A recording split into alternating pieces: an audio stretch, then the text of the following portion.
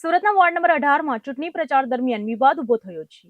ધાર્મિક લાગણી દુભાવવાના આક્ષેપો લગાવતા કોંગ્રેસના આગેવાન અસલમ સાયકલવાળાએ ચૂંટણી તંત્ર અને પોલીસને લેખિત રજૂઆત કરી છે. સુરત મહાનગરપાલિકા વોર્ડ નંબર 18 લિંબાયત પર્વત કુંભારિયામાં એનસીપી નેશનલિસ્ટ કોંગ્રેસ પાર્ટીના ઉમેદવાર નાસિર અલી ખાન પઠાણ અને શરીફાબેન શેખ જે બે ઉમેદવાર છે.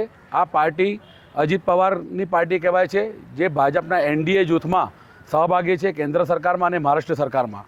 આ પાર્ટીના ઉમેદવારો છેલ્લા 2 દિવસથી લિંબાયત મીઠીખાડી વિસ્તારમાં ડોર ટુ ડોર પ્રચાર કરી રહ્યા છે અને જે પત્રિકા વિતરણ કરી રહ્યા છે, પત્રિકા હિન્દીમાં લખેલી છે. અજીત પવારનો ફોટો છે, ઘડિયાળ નિશાનનો એમનો ફોટો છે અને બંને ઉમેદવારના ફોટા છે. એમાં લખાણ લખેલું છે કે મુસ્લિમ મતદારો જાગો, हमको हिंदू मतदार वोट नहीं देते, हमको हिंदुओं को वोट नहीं देना और हमको मुसलमान को वोट देना है.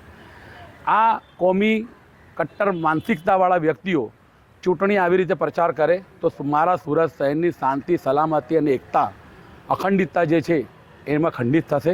સુરત મહાનગરપાલિકાની ચૂંટણી પહેલા વોર્ડ નંબર 18માં રાજકીય તણાવ વધતો જોવા મળી રહ્યો છે. કોંગ્રેસના આગેવાન અસલમ સાયકલવાળા દ્વારા ચૂંટણી અધિકારીઓ અને પોલીસ કમિશનરને લેખિતમાં ફરિયાદ કરવામાં આવી છે, જેમાં ગંભીર આક્ષેપો કરવામાં આવ્યા છે. ફરિયાદ મુજબ વોર્ડ નંબર 18માં પ્રચાર દરમિયાન કેટલીક રાજકીય પાર્ટીના ઉમેદવારો દ્વારા એવી પત્રિકાઓનું વિતરણ કરવામાં આવી રહ્યું છે જેમાં ધાર્મિક નારાઓનો ઉપયોગ કરવામાં આવ્યો છે. ફરિયાદમાં એવો પણ આક્ષેપ છે કે આ પ્રકારની પત્રિકાઓથી ચોક્કસ સમાજની ધાર્મિક લાગણીઓને ઠેસ પહોંચે તેવી શક્યતા છે અને સામાજિક વિમર્શ ફેલાઈ શકે છે. અસલમ સાયકલવાળાએ પોતાના પત્રમાં માંગ કરી છે કે આ મામલે તાત્કાલિક તપાસ કરવામાં આવે અને જો કોઈ પણ વ્યક્તિ કે ઉમેદવાર આચારસંહિતાનો ભંગ કરતો જણાય તો તેની સામે કડક કાર્યવાહી કરવામાં આવે. સાથે જ આવા વિવાદિત પ્રચાર સામગ્રીના વિતરણને તાત્કાલિક બંધ કરવાના પણ રજૂઆત કરવામાં આવી છે. આ સમગ્ર મામલે ચૂંટણી પહેલા રાજકીય ગરમાવો વધી શકે છે, કારણ કે ધાર્મિક મુદ્દાઓ સાથે જોડાયેલા આક્ષેપો હંમેશા સંવેદનશીલ ગણાતા હોય છે. હાલમાં ચૂંટણી તંત્ર અને પોલીસ દ્વારા આ ફરિયાદને ધ્યાનમાં લઈને તપાસ હાથ ધરવામાં આવી રહી છે અને સલામતી અને શાંતિનો ભય ઊભો થશે.